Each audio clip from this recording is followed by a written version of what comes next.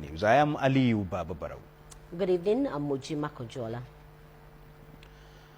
President Umaru Musa Yar'adua has endorsed the withdrawal of immunity for himself and the Vice President, state governors and their deputies, as well as all others that enjoyed constitutional immunity against criminal actions while in office. He said he will support the withdrawal of such immunity when the National Assembly commences the constitutional review process. President Yar'adua made this known in Davos, Switzerland at an interactive session organized by the Partnering Against Corruption Initiative, PASI, as part of the World Economic Forum meeting. Mohammed Labbo has the details.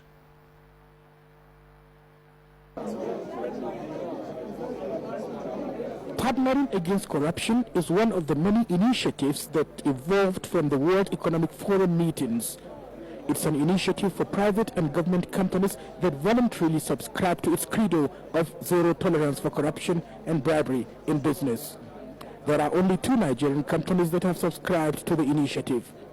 President Yar'adua at the interactive dinner lent support to the initiative, saying that corruption not only dehumanizes, as only few benefit from it, while the majority of the people feel its negative effects.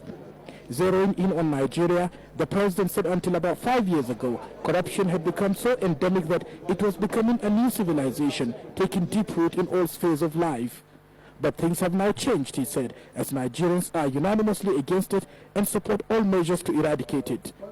Government on its side has established various bodies through legislation to fight corruption, but that the immunity some persons enjoy worry him. It is a raging issue, and I have confidence that the next constitutional amendment, because this has been entrenched in the 1999 Constitution, the next constitutional amendment will strip these public officials of this this immunity, and I am personally in support of that.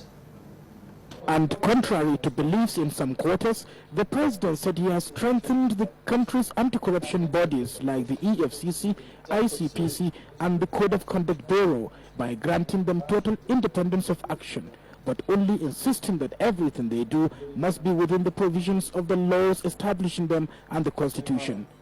He also said government is working to make corruption less appealing. So one of the measures we are going to take already, apart from the work the anti-corruption agencies are doing, is to have corruption monitors. This is an instrument that will create, would help people train monitors attached to public officials. We are going to begin first with the president, the vice president, the ministers in the cabinet, the state governors, so that these monitors will be trained in the art of investigation. They will have access by law to their asset declaration forms. They will have access by law to their accounts. They will have access by law to their spouses' accounts and so on, so that highly placed public officials will be monitored. Their assets, properties, will be monitored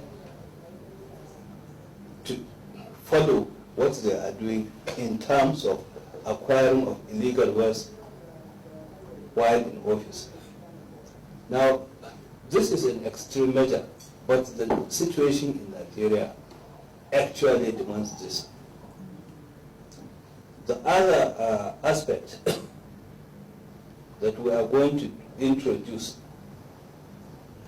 is that all violations and disrespect for due process would be sanctioned and prosecuted. The president said it's a challenge the current generation of leaders face to fight and eradicate corruption for the good of the nation and mankind. From Davos in Switzerland, I am Mohammed Labbo.